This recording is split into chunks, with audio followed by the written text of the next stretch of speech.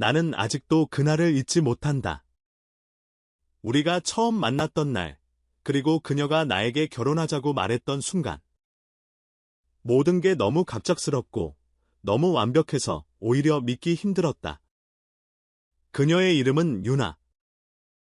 광고 기획사에서 일하던 내가 클라이언트로 만난 여자였다. 처음엔 단지 일로 엮였을 뿐이었다. 그녀는 차가운 얼굴에 비해 말투는 부드럽고 생각이 깊은 사람이었다. 우리가 함께 일한 프로젝트가 성공한 후 그녀는 회식 자리에서 조용히 내 옆자리에 앉아 물었다. 혹시 결혼 생각 있어요? 그 말은 마치 농담처럼 들렸지만 그녀의 눈동자는 진지했다. 그리고 그 뒤로 그녀는 나에게 조금씩 가까워졌다. 만나자고 연락했고, 퇴근 후 같이 밥을 먹고, 주말엔 드라이브를 갔다. 그리고 정확히 4개월 후, 우리는 결혼식을 올렸다. 지금 생각해보면 모든 게 너무 매끄럽고 빠르게 흘러갔다. 그녀는 내게 과거를 묻지 않았고, 나 역시 그녀에게 묻지 않았다.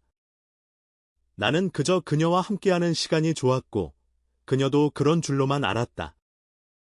결혼 후의 삶은 안정적이었다. 그녀는 가사에 성실했고, 나는 일에 더 집중할 수 있었다. 그녀는 매일 저녁 따뜻한 밥상을 차렸고, 나는 그런 일상에 안도하며 살아갔다. 하지만 모든 것은 딱 1년이 지난 후부터 조금씩 이상해지기 시작했다. 어느 날 밤, 그녀가 샤워를 마치고 거실에 앉아있는 나에게 물었다. 만약 내가 당신을 속이고 있었다면? 어땠을 것 같아요? 나는 웃으며 되물었다. 무슨 말이야? 그녀는 그냥 장난이었다며 웃어 넘겼지만 그 웃음은 어딘가 서늘했다. 그날 이후로 그녀는 때때로 이상한 말들을 꺼냈다. 사람은 언젠가 대가를 치르게 돼. 진심은 언제나 늦게 밝혀지는 법이야. 같은 말들. 그럴 때마다 나는 농담인 줄 알고 넘겼지만 지금 와서 돌이켜보면 그건 분명 신호였다.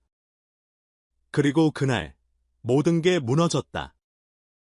그날은 결혼 2주년 기념일이었다. 나는 회사를 조퇴하고 그녀가 좋아하는 꽃과 케이크를 사들고 집으로 돌아왔다. 그런데 문이 열려 있었다. 이상하게 생각하며 안으로 들어서자 거실에 놓인 노트북 화면이 켜져 있었고 영상 하나가 재생되고 있었다.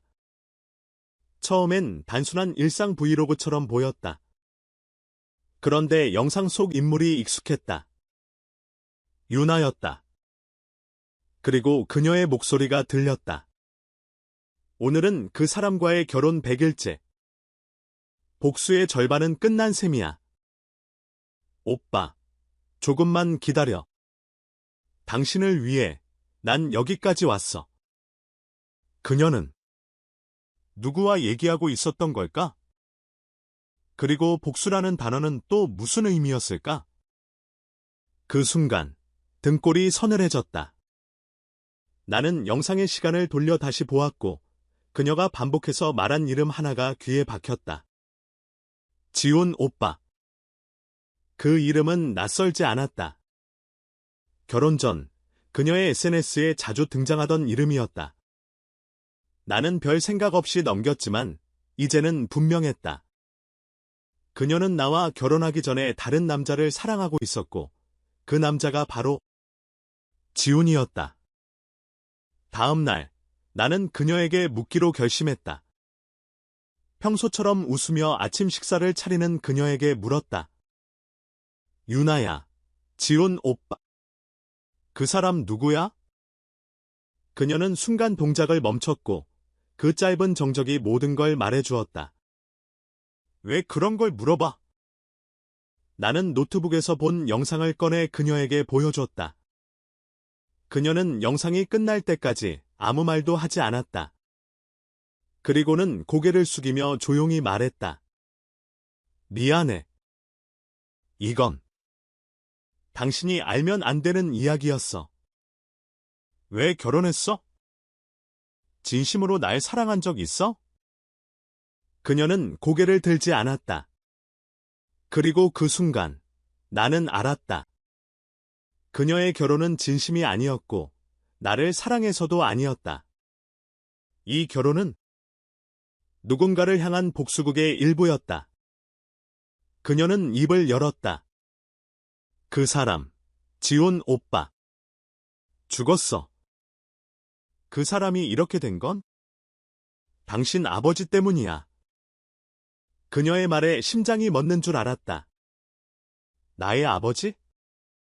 대기업의 고위 임원이었던 아버지가 어떻게 그 일에 연관되어 있다는 말인가?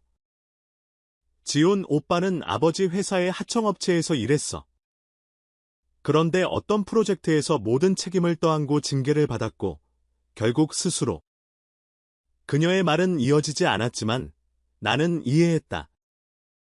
그녀는 나를 선택한 게 아니라 내 가족을 표적으로 삼았던 거였다. 나라는 사람은 그저 도구에 불과했던 것이다. 그날 밤 나는 한참을 집 앞 벤치에 앉아 있었다. 머릿속이 하얗고 심장은 무거웠다. 나는 그녀를 사랑했다. 진심으로.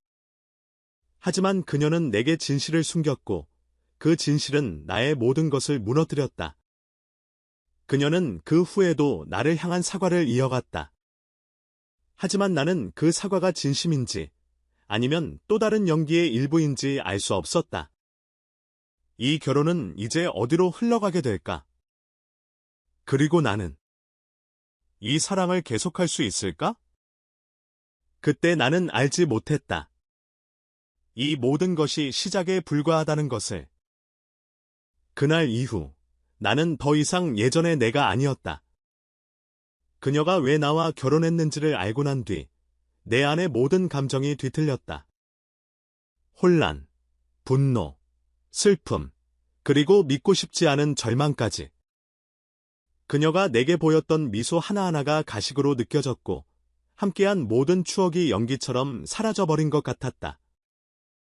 하지만 가장 큰 문제는 여전히 그녀를 사랑하고 있었다는 사실이었다. 나는 며칠 동안 회사에도 나가지 못했다.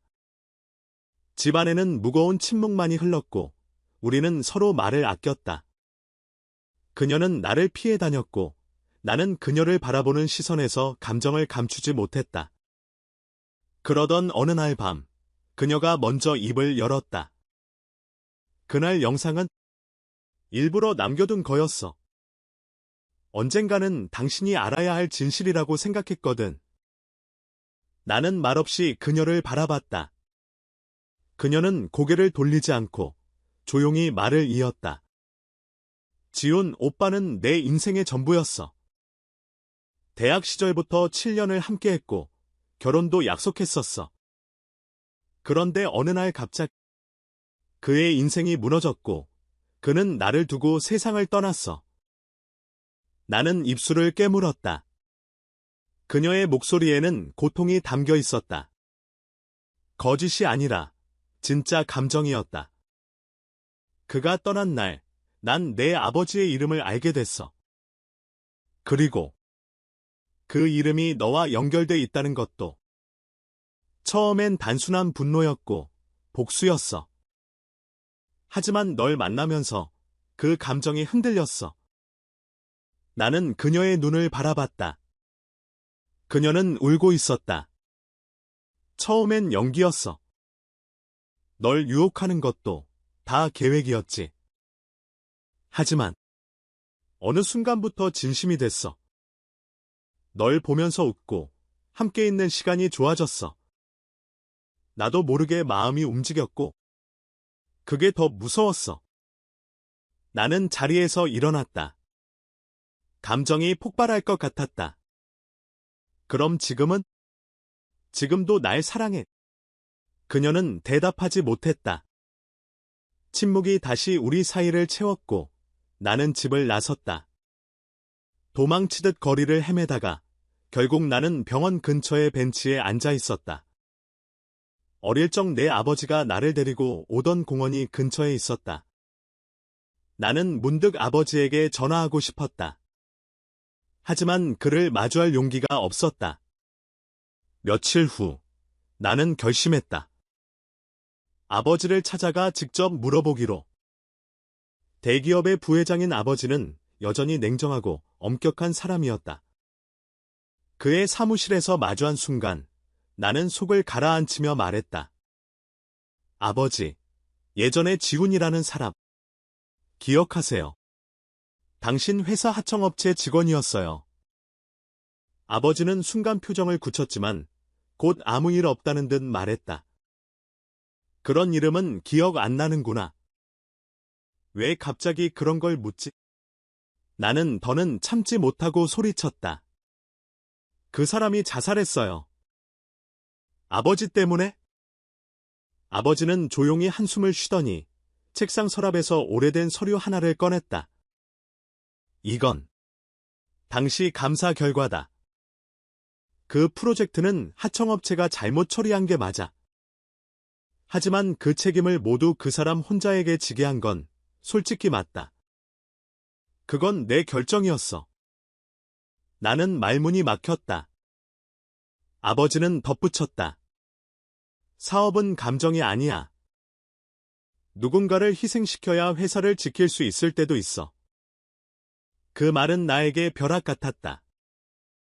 나는 아무 말도 하지 못하고 사무실을 나왔다. 그날 밤, 나는 유나에게 모든 걸 말했다. 그녀는 조용히 고개를 끄덕였다. 그래서, 이제 어쩔 건데? 우리, 어떻게 해야 돼? 나는 대답하지 못했다. 마음속에서는 여전히 그녀를 사랑하는 내가 있었고, 동시에 그녀에게 속았다는 배신감도 사라지지 않았다. 며칠 후, 그녀는 집을 나갔다. 아무 말 없이 남겨진 쪽은 나였다. 그녀의 짐도, 흔적도 그대로였다. 나는 매일 밤 그녀의 사진을 바라보며 물었다. 넌 지금 어디에서 뭘 하고 있을까? 날 떠난 거야. 아니면 다시 돌아올 거야. 하지만 대답은 없었다. 이제 내게 남은 건 진실과 그녀를 향한 복잡한 감정뿐이었다. 그리고 이 감정이 어떤 결말로 이어질지는 나도 알 수 없었다. 그녀가 떠난 후 집은 텅 비어 있었다. 마치 그녀의 온기까지 사라진 듯 차갑고 조용했다. 매일 아침 눈을 뜰 때마다 그녀가 옆에 없다는 현실이 나를 짓눌렀다. 아직도 현관문이 열릴 것 같았고 그녀의 발소리가 들릴 것만 같았다. 하지만 그건 착각이었다. 그녀는 떠났고 나만 남겨졌다. 몇 주가 지났다. 회사로 복구했지만 집중은커녕 머릿속은 온통 그녀 생각뿐이었다. 동료들은 눈치를 살폈고 상사는 조심스럽게 휴가를 더 줄까 묻기도 했다. 하지만 나는 일상으로 돌아가고 싶었다. 아니, 그렇게라도 하지 않으면 무너질 것 같았다. 그러던 중 뜻밖의 인물이 찾아왔다. 유나의 친구였던 민정이었다. 그녀는 커피숍에서 나를 마주하자마자 곧장 말했다. 유나, 지금 서울에 없어요. 제주에 있어요. 혼자서 정리하려고 내려갔대요. 나는 놀라 물었다. 왜 나한텐 말하지 않았죠? 민정은 씁쓸하게 웃었다. 당신에게 미안해서요. 정말로 미안해서. 유나는 당신을 진심으로 사랑했어요. 하지만 동시에 자신이 저지른 일들로 인해 당신을 마주할 자신이 없었던 거예요. 그 말에 가슴이 저릿했다. 그녀도 괴로워하고 있었다. 나만 아픈 게 아니었다. 며칠을 고민하다 나는 결국 제주행 비행기를 예약했다. 유나를 찾아야 했다. 모든 걸 끝내기 위해서든 다시 시작하기 위해서든. 제주도는 한적했다. 민정이 알려준 주소를 따라 조용한 마을에 도착했을 때 유나는 작은 게스트하우스에서 일하고 있었다. 그녀는 나를 보자마자 눈이 커졌고 아무 말 없이 입술을 깨물었다. 나는 먼저 말을 꺼냈다. 도망간 거야. 나에게서? 아니면 자신에게서? 그녀는 고개를 숙였다. 그냥 다 견딜 수 없었어. 나 자신이 너무 싫었고 당신 얼굴을 마주할 용기가 없었어. 나는 조용히 물었다. 지금은 내 얼굴을 볼 수 있어. 그녀는 잠시 침묵하더니 천천히 고개를 들었다. 눈가에 맺힌 눈물이 햇살에 반짝였다. 있어. 지금은 조금은. 우리는 근처 해변을 함께 걸었다. 파도 소리가 우리 사이의 침묵을 덮었다.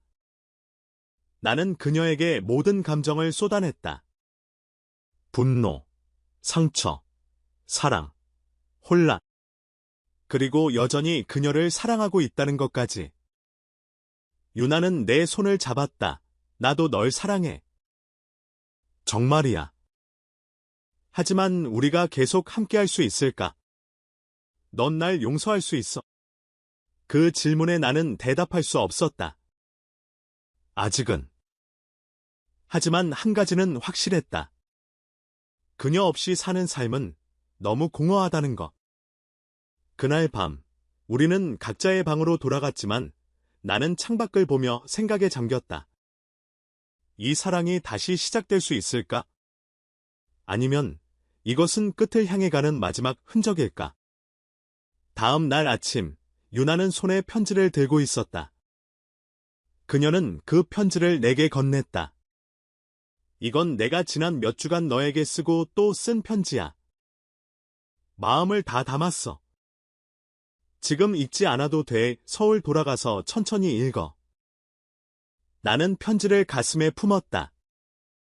그 편지 속엔 어떤 진심이 담겨 있을까? 무너진 신뢰와 상처 위에 다시 사랑이 피어날 수 있을까? 비행기 안에서 나는 창밖을 바라보며 생각했다. 이 이야기는 끝난 게 아니다. 아직도 진행 중이다. 그리고 나는 그녀와 함께 그 끝을 확인하고 싶었다. 서울로 돌아온 후 나는 이전과는 다른 눈으로 세상을 바라보게 되었다. 모든 게 변한 건 아니었다. 거리도, 회사도, 일상도 그대로였지만 내 안은 완전히 달라져 있었다. 유나와의 만남 이후 내 마음은 하루에도 수십 번씩 요동쳤다. 나는 그녀가 준 편지를 읽지 않은 채 책상 서랍 깊숙이 넣어두었다. 겁이 났다.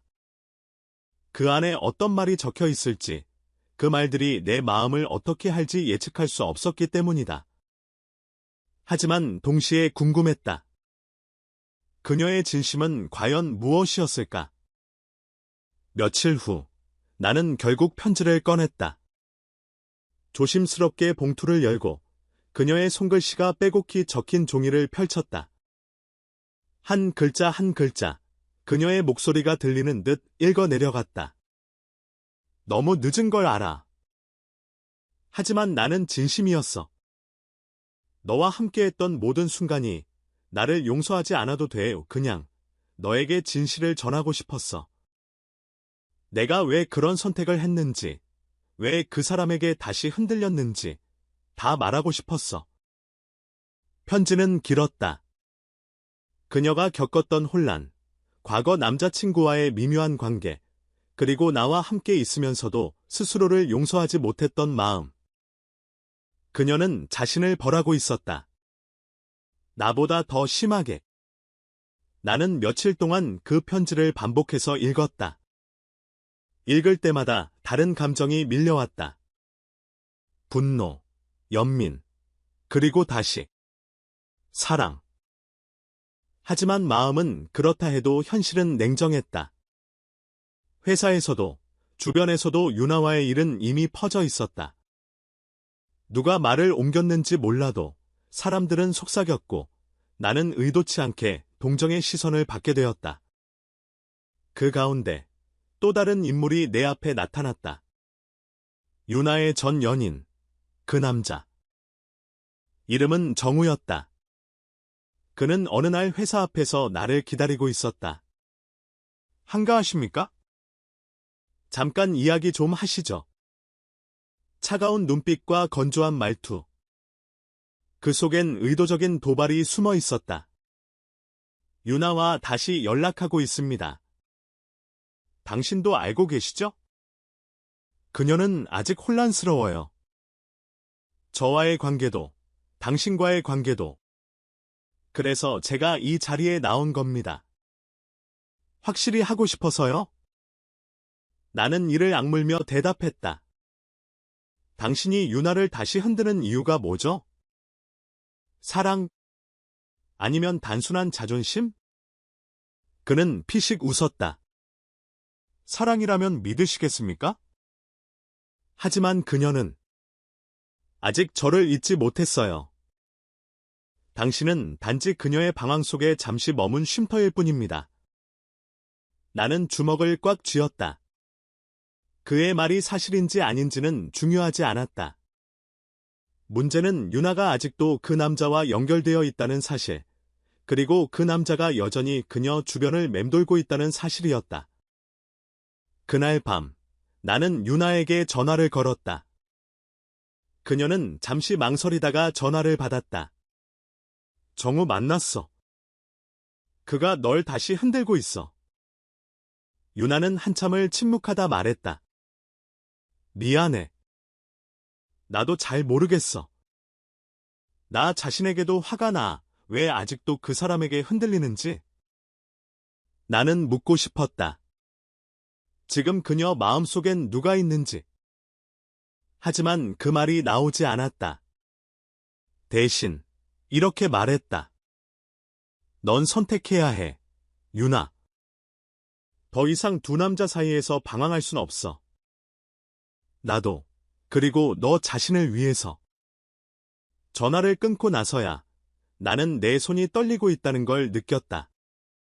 이 사랑은 너무 아팠고 너무 위험했다.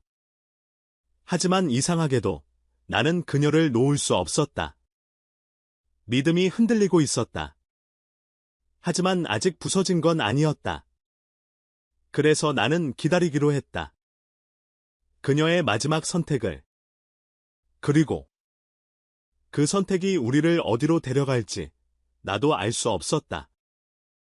며칠이 지났다. 유나는 여전히 결정을 내리지 못한 채 침묵 속에 있었다. 나는 기다렸다. 문자를 보내지도 않았고 전화를 걸지도 않았다. 그저 그녀가 나를 선택해주기를 바라는 마음으로 하루하루를 보냈다. 하지만 그 침묵은 점점 불안으로 변해갔다. 내 머릿속에는 온갖 생각이 맴돌았다. 그녀가 정우와 다시 만나고 있는 건 아닐까? 혹시 나를 이미 마음에서 떠나보낸 건 아닐까? 그날도 늦은 밤, 나는 혼자 술을 마시고 있었다. 눈앞엔 반쯤 비워진 소주병과 핸드폰 화면이 있었다. 수십 번 그녀의 번호를 눌렀다 지우기를 반복했다. 결국 나는 전화를 걸었다. 여보세요? 그녀는 생각보다 빨리 전화를 받았다. 조용한 숨소리 너머로 그녀의 떨림이 느껴졌다. 나야. 미안, 이렇게 늦게. 그냥 내 목소리가 듣고 싶었어. 유나는 잠시 침묵하다 조용히 말했다. 나, 널 너무 아프게 했지? 나는 한숨을 내쉬며 말했다. 나도 널 이해하려고 애쓰고 있어. 하지만 정우랑 그 사람과의 관계는 뭐야, 유나? 아직도 그에게 미련이 있는 거야? 유나는 답하지 못했다. 그 순간 나는 그녀가 흔들리고 있다는 걸 확신했다. 그리고 그게 더 아팠다. 그녀가 여전히 나를 완전히 선택하지 못한다는 사실이. 다음 날 나는 회사에 나가기도 싫었다. 하지만 현실은 나를 가만히 두지 않았다. 팀 회의 중 상사가 말했다. 새로운 외부 프로젝트가 들어왔습니다. 그리고 이번 협력사는 제지건설입니다.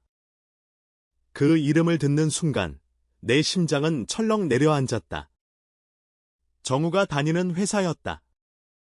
그는 제지건설의 전략기획팀 팀장이다. 말 그대로 이번 프로젝트의 실질적인 책임자였다.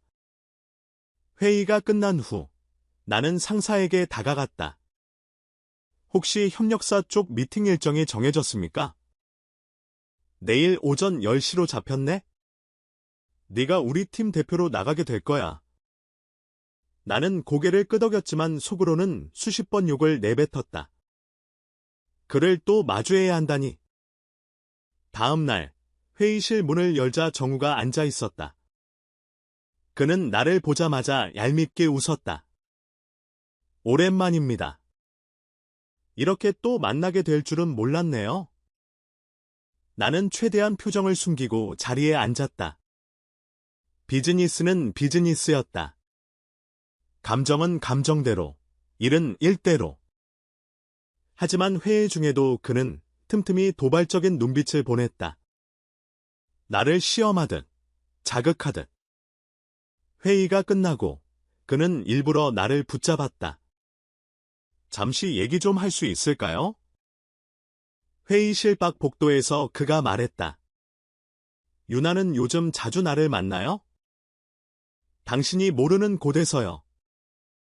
그녀는 여전히 갈팡질팡 중입니다. 그런 여자를 당신은 믿을 수 있겠습니까?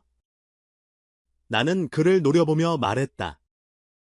당신은 진심이 아니라는 걸 그녀도 알고 있을 겁니다. 그녀를 이용하지 마세요. 그는 비웃듯 말했다. 진심이든 아니든 결국 그녀는 나에게 돌아올 겁니다. 당신은 그냥 착한 사람일 뿐이죠. 그녀가 편할 때만 찾는. 그날 밤 나는 혼란 속에 빠졌다. 유나의 선택은 이제 나와 정우 사이의 싸움으로 변해가고 있었다. 그리고 그녀는 그 중심에서 더 아파하고 있을지도 모른다. 이 관계의 끝은 어디일까? 나는 이 사랑을 지킬 수 있을까?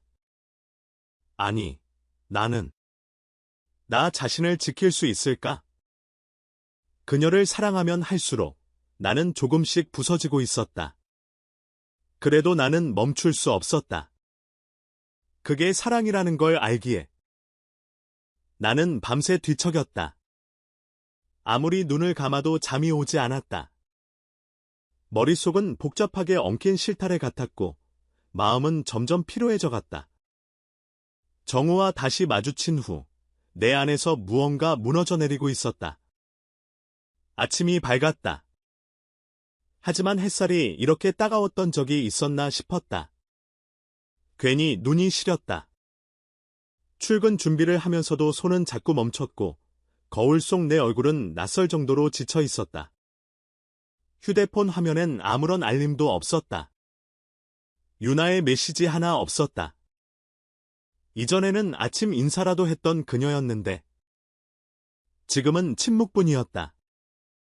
사무실에 도착하자마자 팀원들이 바쁘게 움직이고 있었다. 프로젝트가 본격적으로 시작되면서 각자의 업무가 산더미처럼 쌓였다. 나는 머리를 비우고 일에 집중하려 애썼다. 하지만 정우의 말이 자꾸 떠올랐다. 그녀는 여전히 나를 만나고 있어요. 당신은 모르는 곳에서요. 그게 사실이라면? 유나는 정말 내게 아무 말도 없이 정우와 연락하고 있었던 걸까? 나는 또다시 피해자였던 걸까? 그날 오후, 유나에게서 드디어 연락이 왔다. 짧은 문자 한 줄이었다. 오늘 저녁, 우리 집으로 와줄 수 있어? 심장이 빠르게 뛰기 시작했다. 나는 아무 대답도 하지 않고 곧바로 일을 정리했다. 어차피 오늘은 일에 집중할 수 없을 것 같았다. 밤 8시, 나는 그녀의 집 앞에 도착했다. 인터폰을 누르자 그녀의 조용한 목소리가 들렸다. 올라와. 현관문을 열고 들어서자 익숙한 향기가 반겼다. 하지만 공간은 낯설게 느껴졌다. 유나는 소파에 앉아 있었다. 테이블 위에는 와인 한 병과 두 잔의 잔이 놓여 있었다. 마시자. 오늘은 말이 많을 것 같으니까. 나는 조용히 그녀 맞은편에 앉았다. 와인을 따라주며 유나가 말했다. 정우, 만났지? 나는 고개를 끄덕였다. 그 사람, 널 자극했겠지. 원래 그런 인간이니까. 유나, 내가 조용히 그녀를 불렀다. 넌 왜 아무 말도 안 해? 왜 내 입으로 말해주지 않았어? 정우랑 다시 연락하고 있는 거 정말이야? 그녀는 잠시 고개를 숙였다가 나를 바라보았다. 그 눈엔 피로와 후회, 그리고 두려움이 뒤섞여 있었다. 맞아. 몇 번 만났어. 하지만 그건 미련 때문이 아니야. 그 사람에게 할 말이 있었어. 할 말? 나를 이렇게 만든 사람에게 그 대가를 돌려주고 싶었어. 그녀의 말은 얼핏 이해가 되지 않았다. 하지만 그 순간 그녀의 눈빛은 처음 보는 차가운 색을 띠고 있었다. 내가 널 선택한 이유, 궁금했지. 심장이 얼어붙는 느낌이었다. 유나는 잔을 들이켰다. 그리고 조용히, 그러나 분명히 말했다. 처음부터 계획이었어. 내가 너랑 결혼한 것? 그 사람을 무너뜨리기 위한 도구였어. 내가 숨을 삼켰다. 믿을 수 없었다. 모든 게 흔들렸다. 말도 안 돼. 그게 무슨 말이야? 정우는 날 버렸어.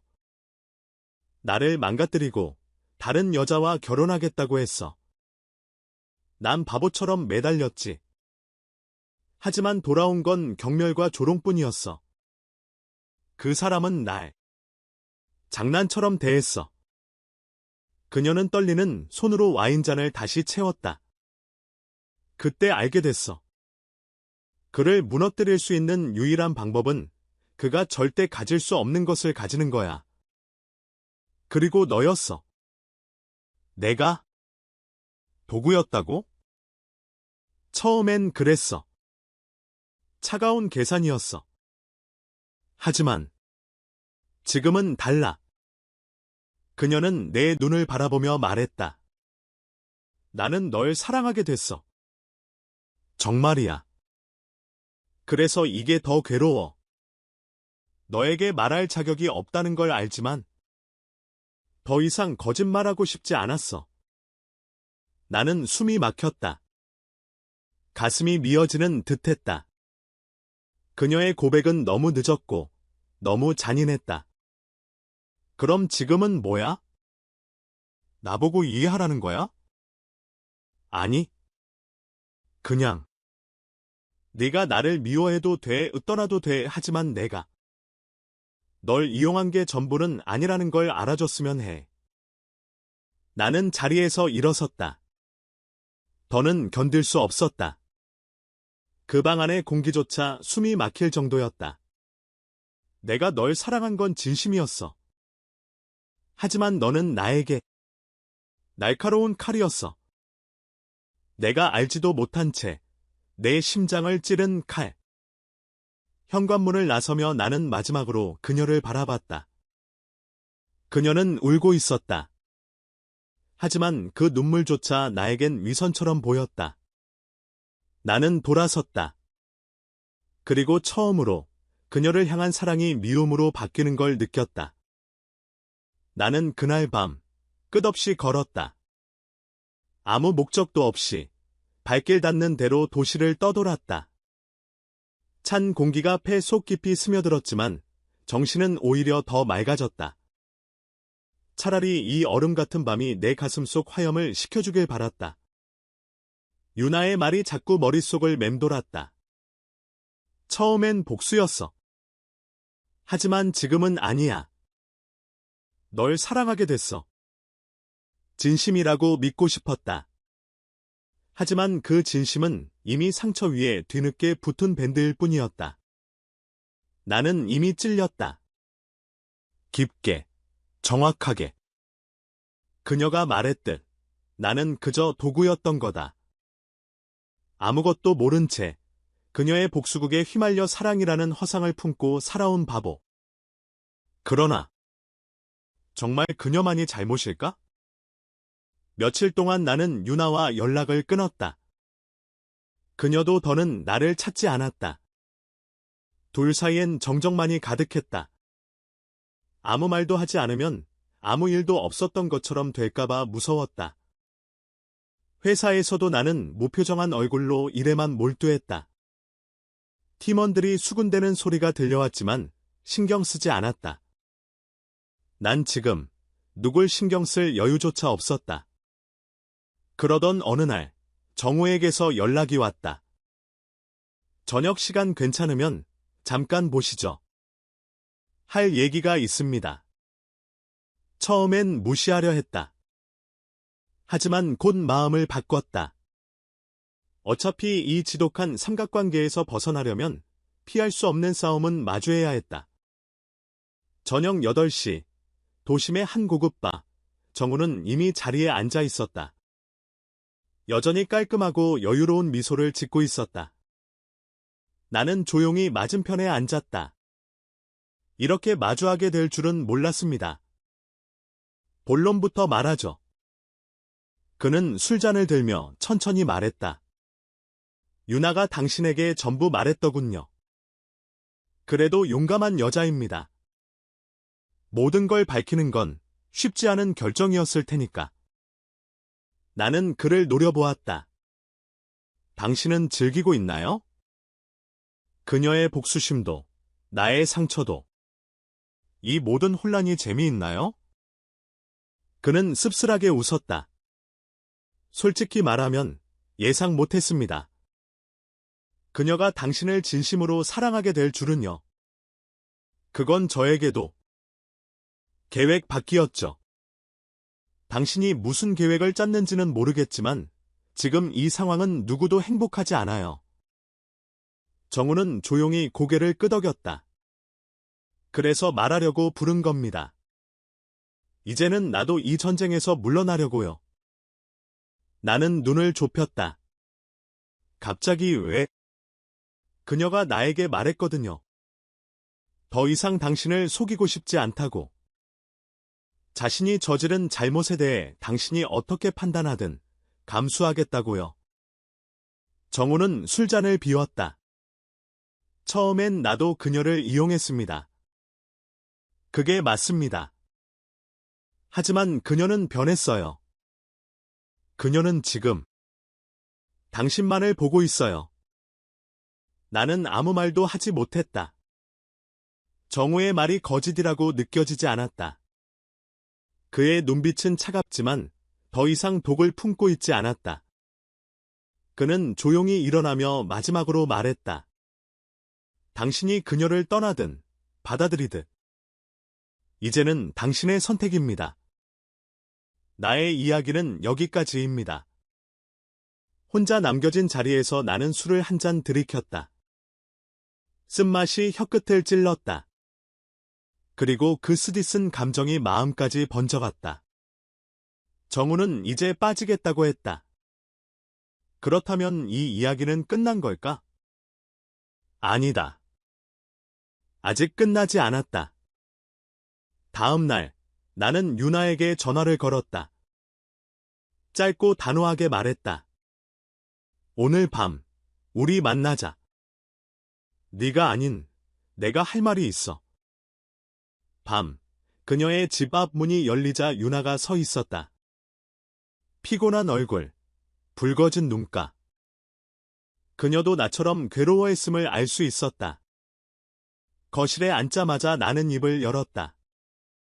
정우, 어젯밤에 만났어. 그녀는 놀란 듯 나를 바라보았다. 그 사람이 그러더라. 이제 빠지겠다고.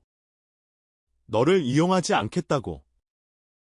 유나는 조용히 고개를 숙였다. 내가 미안해. 정말 미안해.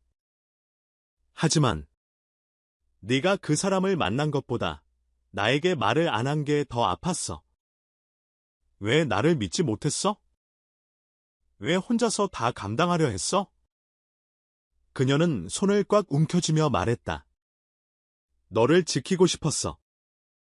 내가 더럽혀진 과거 때문에 네가 다치지 않았으면 좋겠다고 생각했어. 하지만 결국 나는 너를 더 아프게 했네? 나는 조용히 그녀의 손을 잡았다. 떨리고 있었다. 유나. 그녀가 눈을 들었다. 너의 과거는 너의 일부야. 그걸 미워하지 않아. 하지만 이제는 함께 결정해야 해. 너 혼자서 복수하고 너 혼자서 끝내려고 하지 마. 정말 날 용서할 수 있어? 나는 잠시 숨을 골랐다. 그리고 천천히 말했다. 모르겠어. 지금 당장은. 하지만 하나는 확실해. 난 아직도 너를 사랑해. 그래서 도망치고 싶지 않아. 그녀는 눈물을 흘리며 나를 안았다. 처음 만났을 때보다 훨씬 작고 여린 온기였다. 그 온기에 나는 또다시 무너졌다. 그날 밤, 우리는 긴 대화를 나누었다. 서로의 상처를, 오해를, 거짓과 진실을 풀어냈다. 완전히 이해할 순 없었다. 하지만 그럼에도 불구하고 우리는 다시 손을 잡기로 했다. 사랑은 상처 없이 존재할 수 없다. 하지만 상처를 함께 껴안는 것이 사랑의 또 다른 모습이라는 걸 이제야 알게 되었다. 처음으로 유나와 다시 함께 잠들었다. 그녀가 등을 내 쪽으로 기대고 숨을 고르며 잠든 모습은 마치 긴 전쟁 끝에 휴전을 맺은 전사 같았다. 하지만 나는 쉽사리 잠들 수 없었다. 조용히 천장을 바라보며 생각했다. 우린 정말 괜찮은 걸까? 다음 날 아침, 유나는 예전처럼 조용히 아침을 준비했다. 그녀의 손길은 여전히 섬세했고 요리는 따뜻했다. 하지만 나와 눈을 마주치는 순간마다 미묘한 눈빛이 교차했다. 잠은 좀 잤어? 그녀가 물었다. 응, 너는? 조금. 너랑 같이 있어서 좀 나았어. 우리는 서로를 향해 어색하게 웃었다. 분명 가까운 거리인데도 어딘가엔 보이지 않는 틈이 생겨 있었다. 그건 사랑이 사라져서가 아니라 너무 많은 걸 알아버렸기 때문이었다. 며칠간은 조용했다. 나는 회사에 출근했고 유나는 다시 디자인 작업에 몰두하기 시작했다. 우리는 마치 아무 일 없었던 것처럼 일상으로 복귀했다. 하지만 그 고요함은 이상하리만치 낯설고 불안했다. 어느 날 밤, 유나가 갑자기 말했다. 나 전시회 참가 제안 들어왔어. 부산에서 열리는 디자인 박람회야. 오, 진심으로 축하해. 드디어 빛보는 거네. 근데? 일주일 정도 내려가야 해. 나는 잠시 말이 없었다. 그래. 다녀와. 이번엔 내 길에 내가 방해되지 않게 할게. 그녀는 눈을 피하며 웃었다. 그런 말. 고마워. 그녀가 떠난 첫날 밤, 나는 어쩐지 허전함을 느꼈다. 늘 곁에 있던 사람이 없다는 건 생각보다 크고 깊은 빈자리를 만든다. 핸드폰 화면을 수십 번 들여다봤지만 유나에게 연락하진 않았다. 그녀도 연락이 없었다. 이상했다. 다음 날도, 그 다음 날도. 그녀는 짧은 메시지 하나 외엔 아무 말이 없었다. 잘 도착했어. 일정 끝나고 연락할게. 나는 불안해지기 시작했다. 단지 의심 때문이 아니었다. 그녀를 이제 막 다시 믿기로 했는데. 이 거리는, 이 고요함은 나를 점점 어둠 속으로 밀어넣고 있었다. 그러던 어느 날, 나는 우연히 SNS에서 유나의 전시회 사진을 보게 됐다. 그녀가 직접 올린 건 아니었다. 행사 주최 측의 공식 계정이었다. 사진 속 그녀는 화려한 조명 아래에서 밝게 웃고 있었다. 그리고 그 옆에 정우가 서 있었다. 두 사람의 거리는 너무 가까웠다. 나는 화면을 확대했다. 그들의 표정엔 아무 일 없는 듯한 평온함이 담겨 있었다. 그러나 내 가슴은 그대로 얼어붙었다. 왜? 정우가 거기 있어? 그날 밤, 나는 술에 취해버렸다. 집에 돌아와 불 꺼진 거실에서 무릎을 끌어안았다. 다시 시작한 거 아니었나? 나는 다시 의심했다. 다시 무너졌다. 그리고 다음 날, 결국 전화를 걸었다. 여보세요? 유나야. 나야. 응. 왜 그래? 목소리가 안 좋아. 정우랑 같이 있는 거야? 그녀는 침묵했다. 그 침묵이 대답이었다. 잠깐만, 들었어. 사진을 봤어. 그 사람이 왜 그 자리에 있는 거야? 정우는 후원사 대표야. 행사 주최 쪽에서 공식적으로 초청한 거야. 나도 몰랐어. 그래도 왜 말 안 했어? 최소한 말은 했어야지. 말하면 내가 또 상처받을까봐. 그럼 지금은? 안 상처받을 줄 알았어? 그녀는 조용히 말했다. 미안해. 정말. 그 사람과 아무 일 없어. 나는 더 이상 말을 잇지 못했다. 끊으려는 그녀에게 마지막으로 말했다. 제발. 다시는 나한테 숨기지 마, 제발. 그날 이후, 우리는 다시 어색해졌다. 신뢰는 깨질 때마다 회복하기가 더 어려워진다. 마치 야른 유리를 덧붙이는 것처럼 조금만 힘을 줘도 다시 금이 간다. 며칠 후, 유나는 서울로 돌아왔다. 나는 일부러 야근을 핑계로 집에 늦게 들어갔다. 그녀도 나를 기다리지 않았다. 서로 피하는 듯한 행동이 반복되자 집안은 점점 무거운 공기로 가득 찼다. 결국 나는 먼저 입을 열었다. 유나야. 우리 이대로 괜찮을까? 그녀는 고개를 들지 못했다. 정말 아무 일도 없었다고. 믿어줘. 믿고 싶어. 근데 그럴 기회를 자꾸 내가 놓치게 해. 미안해. 난 그냥 우리 사이가 또 무너질까봐 무서웠어. 나는 한숨을 쉬었다. 그럼 우린 어떻게 해야 하지? 그녀는 조용히 말했다. 잠시. 서로 시간을 가질까? 그 말은 이별의 전조였다. 나는 고개를 숙였다. 말없이 그 말을 받아들였다. 몇 주 후. 나는 잠시 친구 집에서 지내기로 했다. 짐을 챙기는 그녀의 뒷모습을 바라보며 이게 과연 회복을 위한 선택인지 도망인지 헷갈렸다. 그녀는 마지막으로 내게 말했다.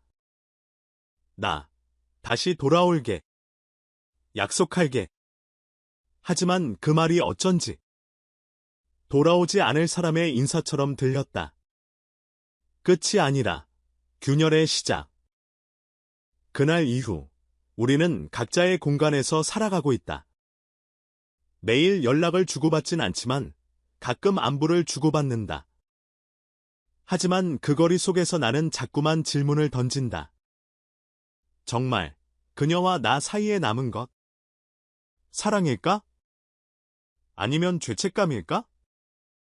아직도 나는 답을 찾지 못한 채 균열 위를 조심스럽게 걷고 있다.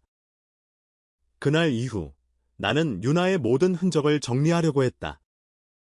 침실 서랍 안에 들어있던 그녀의 향수가 아직도 희미하게 방 안을 채우고 있었다. 문득 그 향기를 맡는 순간 나도 모르게 눈물이 났다. 정말 끝난 걸까? 나는 스스로에게 수백 번도 넘게 물었다. 유나는 내게 아무 말 없이 떠났다. 단 한마디의 이별도 없이 모든 게 그렇게 허무하게 끝났다. 며칠 후, 나는 회사에서 야근을 마치고 집에 돌아오는 길에 익숙한 뒷모습을 보았다. 골목 어귀에서 누군가가 나를 지켜보고 있었다. 조명이 어두워 얼굴은 잘 보이지 않았지만 이상하게도 심장이 뛰었다. 유나. 나는 무심코 불러봤지만 그 사람은 도망치듯 골목을 빠져나갔다. 나는 미친 듯이 뒤쫓았다. 하지만 이미 그녀는 사라지고 없었다. 그 자리에 남은 건 그녀가 자주 쓰던 머리끈 하나뿐. 왜 나를 떠난 거야? 나는 다시 무너졌다. 그녀는 끝까지 나를 혼자 남겨두었다. 하지만 다음 날 아침, 의외의 연락이 왔다. 그녀의 친구 지수가 나를 찾았다. 오랜만이에요.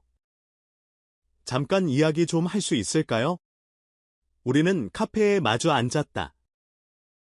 지수는 한참을 머뭇거리다가 조심스럽게 말했다. 사실, 유나가 왜 그렇게 행동했는지 이제 말해줘야 할 것 같아요. 내 손이 떨렸다. 나는 조용히 고개를 끄덕였다. 유나는 처음부터 널 사랑한 게 아니었어요. 그 말이 칼처럼 가슴에 박혔다. 그녀는 과거에 내가 알지 못했던 남자한테 배신을 당했어요. 그 남자, 내 친구 정우였죠. 나는 숨을 삼켰다. 지수는 말을 이었다. 그 남자가 유나를 임신시켜놓고 떠났어요. 그리고 아무렇지도 않게 널 친구랍시고 대했죠. 유나는 그때부터 마음이 무너졌어요. 너에게 접근한 것, 복수였어요. 나는 충격에 말을 잃었다. 하지만 널 만나면서 유나는 조금씩 변했어요. 내가 너무 다정했거든요. 내가 너무 진심이었어요. 그게 그녀를 혼란스럽게 만들었죠. 나는 고개를 숙였다. 눈물이 멈추지 않았다. 그 모든 사랑이 다 연극이었단 말인가? 그녀가 널 떠난 이유는 너를 더 이상 속일 수 없어서예요. 그리고 지금도 널 보고 있어요. 무슨 말이죠? 지수는 핸드백에서 하나의 편지를 꺼냈다. 이건 유나가 당신에게 전해달라고 한 편지예요. 오늘 새벽에 내게 맡기고 사라졌어요. 나는 편지를 떨리는 손으로 받았다. 그 편지 속에는 유나의 진심이 담겨 있었다. 나는 유나의 편지를 손에 쥔 채 카페를 나와 근처 공원 벤치에 앉았다. 가을바람이 제법 차가웠지만 내 안의 감정은 그것보다 더 차가웠다. 떨리는 손끝으로 편지 봉투를 열었다. 그 안에는 그녀의 필체로 빼곡히 채워진 한 장의 편지가 들어 있었다. 너에게 이 편지를 쓰기까지 수십 번을 망설였어. 하지만 이제는 말해야겠어. 처음 널 만났을 때 나는 부서진 상태였어. 정우에게 받은 상처는 내 자존감을 갉아먹고 있었고 그 상처는 너라는 사람을 도구로 삼게 만들었어. 미안해. 널 처음 사랑한 게 아니라고 말했지만 이제는 자신 있게 말할 수 있어. 나는 널 사랑하게 되었어. 하지만 그 사랑은 너무 늦었고 너무 잘못된 방식으로 시작됐어. 넌 너무 착해서 네가 내게 준 모든 게 날 더 무너뜨렸어. 나는 그걸 감당할 수 없었어. 그래서 떠났어. 내가 너를 더 망가뜨리기 전에. 하지만 기억해줘. 너와 함께한 시간만큼은 내 인생에서 가장 따뜻한 순간이었어. 유나. 편지를 다 읽고 나니 나도 모르게 눈물이 흘렀다. 그 어떤 변명도, 후회도 이제는 중요하지 않았다. 그녀는 떠났고 나는 그녀를 여전히 사랑하고 있었다. 그 밤, 나는 오랜만에 술을 마셨다. 아무 말도 없이 누구에게도 연락하지 않은 채 혼자였고 싶었다. 며칠 후. 시간은 흘러갔다. 회사에서는 재건설과의 프로젝트가 계속 진행되었고, 나와 정우는 마치 아무 일도 없었던 사람들처럼 업무적으로만 마주쳤다. 하지만 그건 껍데기일 뿐, 내 안에서는 분노와 혼란이 계속 들끓고 있었다. 그러던 어느 날, 정우가 갑작스럽게 내 자리에 찾아왔다. 잠깐 얘기 좀 하지. 나는 무표정하게 그를 따라갔다. 옥상으로 올라온 그는 담배를 꺼내 물었다. 그 편지 받았지? 어떻게 알지? 그는 비웃듯 말했다. 내가 준 거니까. 순간 내 머릿속이 하얘졌다. 뭐라고? 정우는 담담하게 말했다. 유나가 널 떠난 것. 내가 도와줬거든. 그녀는 결국 나를 잊지 못했어. 나는 그에게 달려들고 싶었다. 하지만 꾹 참았다. 그게 네가 자랑할 일이냐? 정우는 어깨를 으쓱했다. 난 현실을 말한 것뿐이야. 너도 이제 받아들여야지. 그녀는 내가 아닌 나를 택한 거야. 나는 아무 말도 하지 않았다. 분노보다 더 깊은 무력감이 밀려왔다. 그리고 그날 밤, 나는 한 통의 메일을 받았다. 발신인은 익명. 내용은 단순한 하나의 사진이었다. 유나가 병원에 입원해 있는 사진. 얼굴은 창백했고 산소 호흡기를 달고 있었다. 그 아래 짧은 문장이 있었다. 그녀는 곧 사라질 거야. 사진을 본 순간 내 심장은 한순간 멎는 듯했다. 유나의 창백한 얼굴, 산소호흡기에 의지한 채 감겨있는 눈, 그리고 그 밑에 단 한 문장. 그녀는 곧 사라질 거야. 처음엔 장난이라고 생각하고 싶었다. 누군가의 악의적인 조작이거나 정우가 날 흔들기 위해 꾸민 술책이라고. 하지만 아무리 그런 생각을 해도 가슴이 너무 아팠다. 내 손끝은 떨렸고 목이 마르게 메말랐다. 나는 바로 메일 발신자에게 답장을 보냈다. 누구죠? 이게 무슨 말입니까? 어디 병원이죠? 제발 알려주세요. 그러나 답장은 오지 않았다. 그날 밤 나는 잠을 이루지 못했다. 머릿속에 떠오르는 건 유나의 마지막 표정, 그 편지의 글자 하나하나, 그리고 그 익명의 메일뿐이었다. 나는 결국 병원들을 뒤지기 시작했다. 인터넷에 등록된 서울의 종합병원부터 대학병원, 개인 전문병원까지.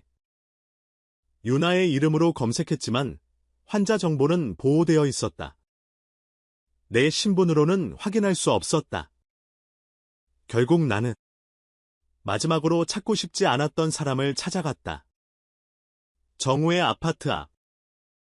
밤 11시가 넘은 시각, 그는 문을 열고 나를 보자마자 얼굴을 찌푸렸다. 뭐야, 지금 몇 시인데? 유나 어디 있지? 그는 표정을 일그러뜨리더니 코웃음을 쳤다. 이제 와서 걱정이라도 되냐? 진짜로. 아픈 걸. 병원에 있는 거야. 그는 한동안 말이 없었다. 그리고 예상과는 다르게 문을 열고 나를 집 안으로 들였다. 들어와. 거실엔 소파와 TV, 그리고 벽에 붙은 유나와 정우의 오래된 사진 한 장이 걸려 있었다. 함께 웃고 있는 그 둘. 나는 보기 싫어 고개를 돌렸다. 정우는 냉장고에서 물병을 꺼내 내게 던지듯 주며 말했다. 백혈병이야. 그 한마디에 숨이 멎었다. 몇 달 전부터 알고 있었지. 처음엔 약으로 버텼는데 결국 재발했어. 조용히 치료받고 싶다고 하더라. 나는 입술을 깨물었다. 왜 나한테? 말 안 했지. 정우는 나를 바라보며 한숨 쉬었다. 말할 수 있었겠냐? 너한테는 죄책감밖에 남지 않게 될 텐데. 그래도 그 여자, 널 떠나기로 마음먹은 날 자기 피검사표를 나한테 보여주더라. 더 이상 누구에게도 짐이 되고 싶지 않다고 했어. 나는 고개를 떨구었다. 그 순간 모든 감정이 뒤섞여 머릿속이 새하얘졌다. 지금은 어디 있어? 호서 대학병원. 혈액종양내과 11층. 이름은 보호자로 등록된 내 성으로 돼 있어서 일반인은 확인 못해. 나는 바로 일어섰다. 정우는 날 붙잡지 않았다. 호서 대학병원 11층 병동. 간호사에게 상황을 설명하고 몇 번을 부탁하자 다행히 내 얼굴을 기억하던 한 간호사가 조심스럽게 입을 열었다. 지금은 자고 계세요. 면회는 내일 아침부터 가능하지만 아주 조용히 5분만 허락할게요. 나는 그녀에게 고개를 숙여 감사 인사를 하고 병실로 들어섰다. 그녀는 정말 그곳에 있었다.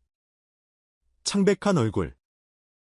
머리는 짧게 깎여 있었고 손에는 링거가 꽂혀 있었다.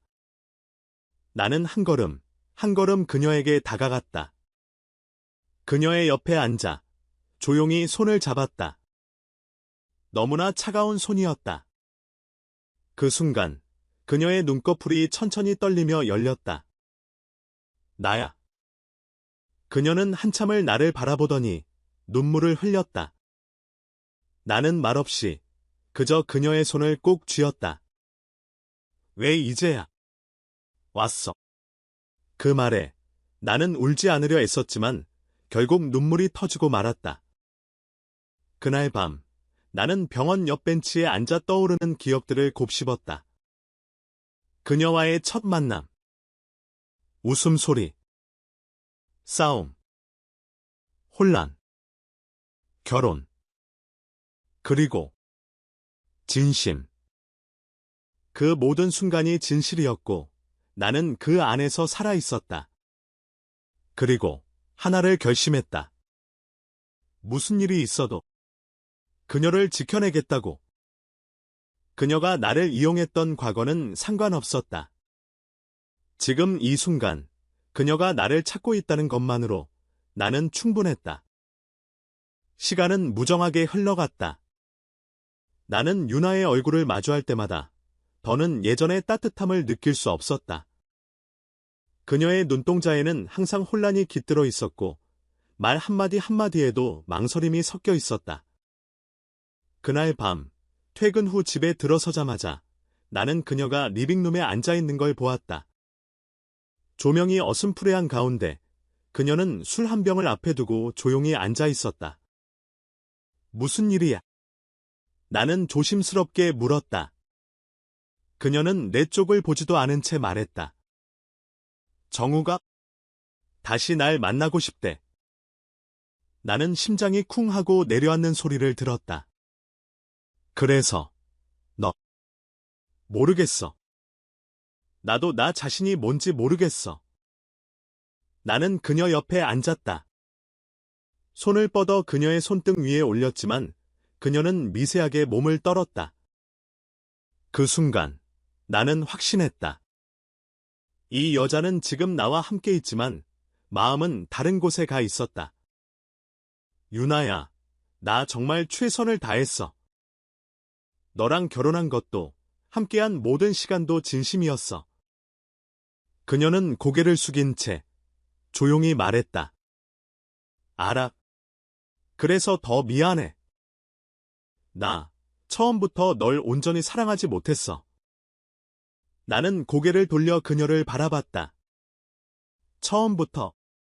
그럼 이 결혼은 뭐였던 거야? 그녀는 내 시선을 피하며 말했다. 처음에 복수였어. 정우에게. 나를 그렇게 무참히 버린 그 사람에게 나도 행복하게 사는 모습을 보여주고 싶었어.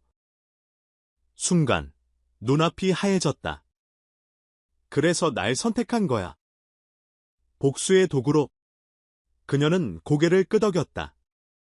그런데 너랑 함께 지내면서 그게 점점 무너졌어. 넌 나한테 너무 잘했고, 그래서 더 힘들었어. 나 스스로를 미워하게 됐어.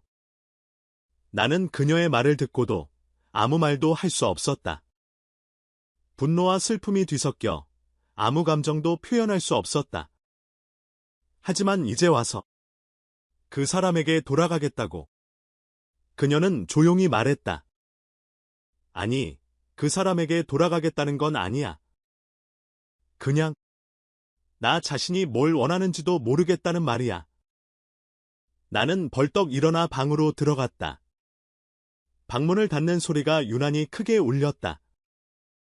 그날 밤, 나는 한숨도 자지 못했다. 다음 날, 회사에서도 나는 아무 일에도 집중할 수 없었다. 머릿속엔 온통 유나의 말이 떠돌았다. 복수라는 단어는 나를 끝없이 찔렀고, 처음부터 사랑이 아니었다는 말은 내 존재 자체를 부정하는 듯했다.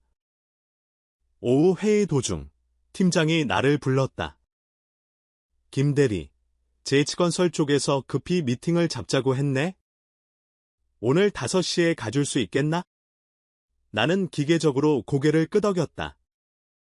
정호. 또 그를 만나야 한다니? 이번에는 어떤 말을 던질까? 혹은 어떤 도발을 할까? 제이치건설 회의실. 회의는 짧았고 형식적이었다. 정우는 별다른 말을 하지 않았다. 하지만 회의가 끝나자 그는 조용히 내게 다가와 말했다.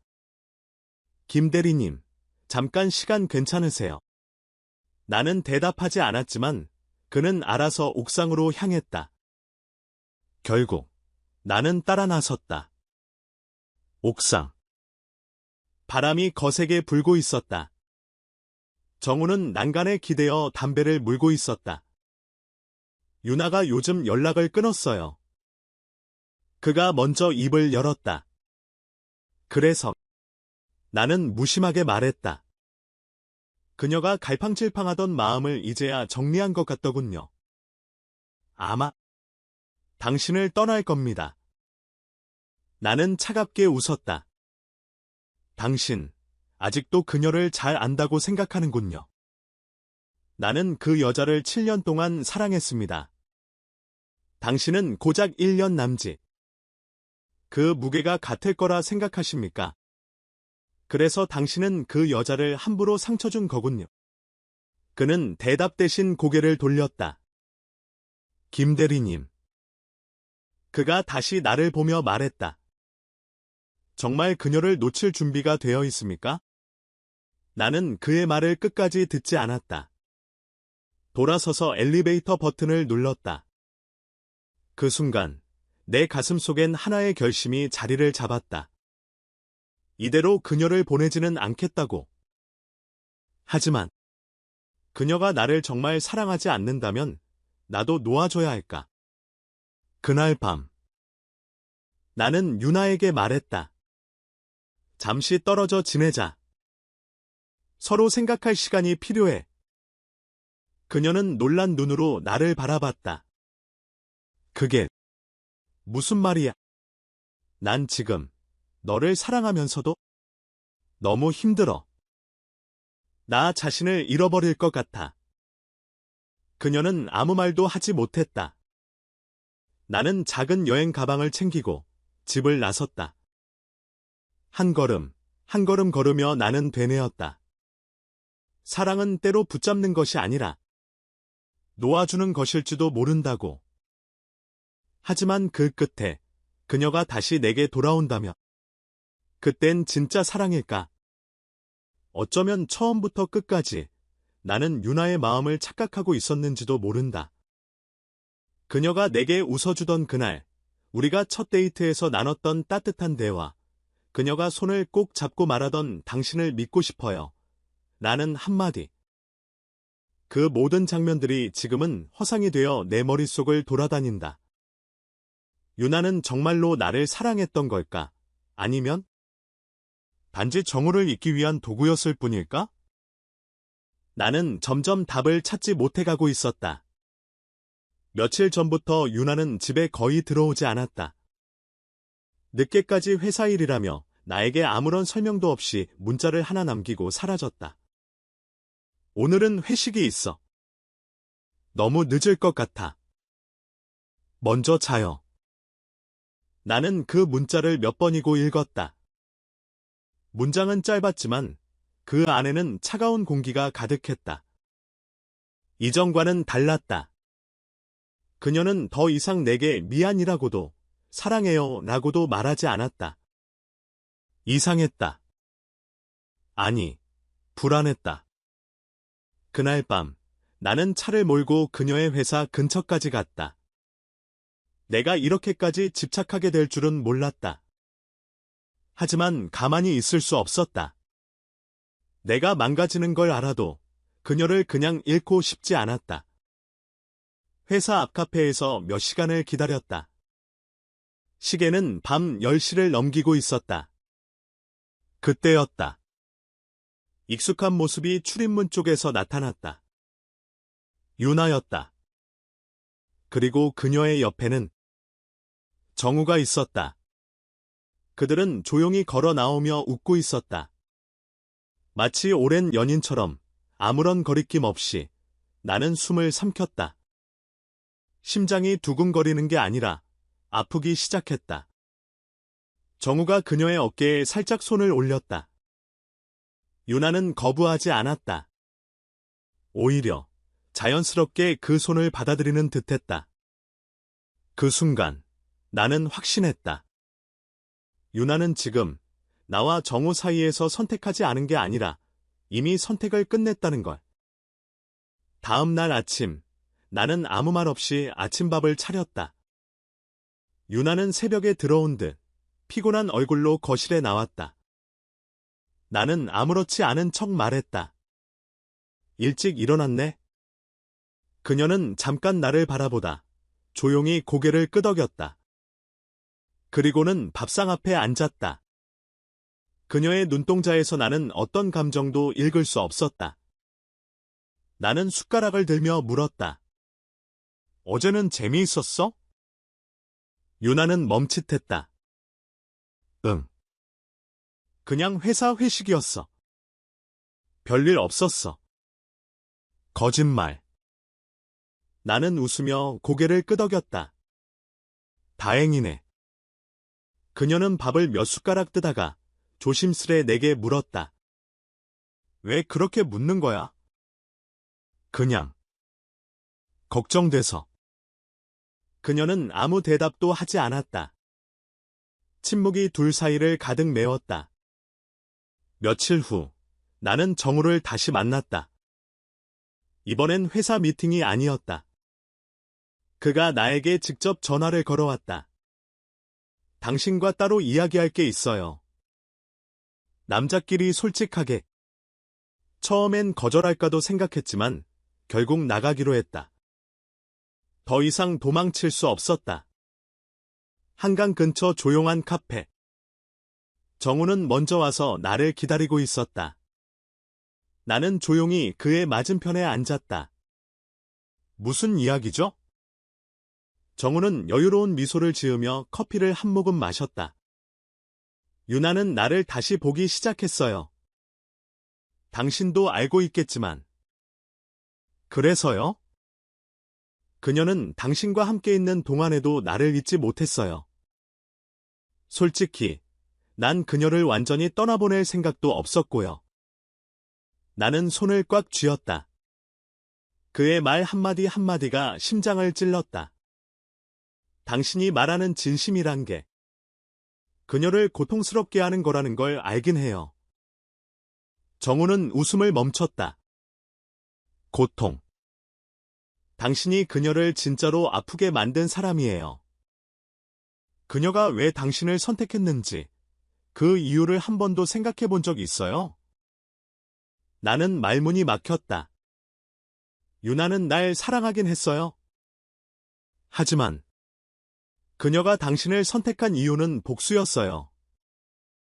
내가 그녀를 떠났을 때 너무도 잔인하게 상처를 줬거든요. 그래서 그녀는 자신도 모르게 당신을 통해 날 벌주고 싶었던 거죠. 나는 그 자리에 얼어붙었다. 머릿속이 하얘졌다. 정우는 마지막 말을 남기고 일어났다. 하지만 이제 그녀는 그 복수에도 지쳐가고 있어요. 문제는 당신도, 그녀도, 이젠 아무도 행복하지 않다는 거죠. 나는 며칠 동안 집에 들어가지 않았다. 모든 게 무너져버린 느낌이었다. 내가 믿었던 사랑, 그 진심, 모든 게 가짜였을지도 모른다는 생각이 나를 짓눌렀다. 하지만 다시 생각했다.